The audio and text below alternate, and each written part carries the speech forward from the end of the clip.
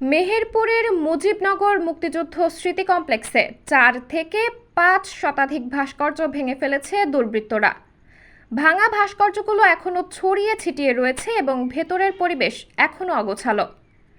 সোমবার ৫ আগস্ট সাবেক প্রধানমন্ত্রী শেখ হাসিনা দেশত্যাগের পর সোমবার সারা দেশের মতো মেহেরপুরের মুজিবনগরেও ছাত্র জনতা আনন্দ মিছিল নিয়ে রাস্তায় নেমে আসে। তাদের মধ্যে কিছু দুষ্কৃতিকারী মুজিবনগর সরকারের শপথ নেওয়ার স্থানে নির্মিত প্রায় ৬০০ ভাস্কর্যের মধ্যে ৪ থেকে ৫ শতাধিক ভাস্কর্য ভাঙচুর করে। ঐতিহাসিক এই স্থানটির ভাস্কর্যগুলো ভাঙচুর করায় নিন্দা প্রকাশ করেছেন অনেকেই।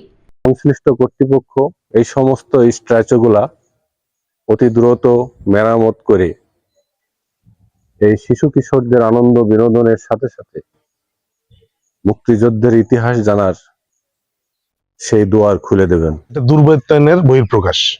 তো বর্তমানে যারা সমন্বয়ক আছেন, সরকারের সমন্বয়ক হিসেবে কাজ করছেন, তাদের প্রতি আমার বিনীত অনুরোধ সেটা হচ্ছে যে এই মুজিবনগরের যেসব স্থাপনাগুলি বিভিন্নভাবে ভাঙচুরে যে ক্ষতিগ্রস্ত হয়েছে, অতি সত্বর সরকারিভাবে পদক্ষেপ নিয়ে এগুলাকে মেরামতের ব্যবস্থা করা দরকার। মূলত মুক্তিযুদ্ধ স্বাধীনতা নিয়েই কিন্তু এই কমপ্লেক্সটি, আসলে মুক্তিযুদ্ধের যত ইতিহাস এই মুজিবনগর কমপ্লেক্সে কিন্তু স্মৃতিচিহ্ন করা হয়েছে। তো গত ৫ই আগস্টের পরে যে দুর্বৃত্তকারীরা এই যে ভাস্কর্য ভাঙচুর করছে, নতুন যারা সরকারে আসবেন তারা যেন দ্রুত ভাস্কর্যগুলো মেরামত করেন সেই প্রত্যাশা ব্যক্ত করেছেন স্থানীয়রা। সাবরিনা জলিল, সবার কথা।